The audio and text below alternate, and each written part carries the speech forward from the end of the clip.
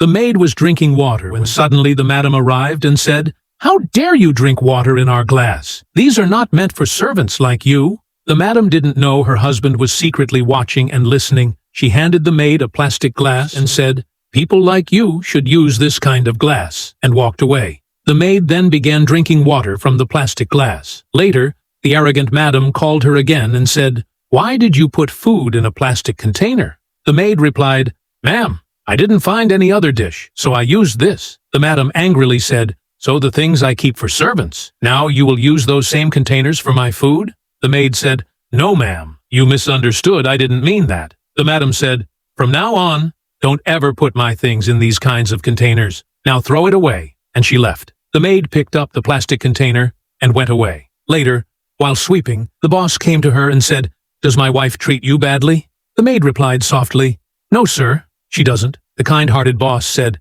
"Don't worry. I know everything. She scolds you for no reason all the time. She has no sympathy for poor people. She has become a heartless and arrogant woman. And now I want to break her pride." He continued, "I want you to go home for a few days and rest." The maid said, "But your arrogant wife will never let me return." The kind boss replied, "Don't worry about her. I will remind her of her place. She needs to learn how to treat a maid, someone who listens to harsh words, just to earn 2 meals a day. Once she understands, I will bring you back." The maid agreed and hugged him, then left. Later, the arrogant wife came home and called the maid, "Come here quickly and take this stuff." The husband said, "She's not here. She went on leave." The arrogant wife shouted, "How can she leave without my permission? Has she gone mad?" The kind husband replied, "I gave her leave so she could go home and rest in peace. She was tired of listening to your nonsense. All day long you bossed her around and never showed a bit of kindness. So I thought it's time you learn your place. Let's see how you manage this house without her."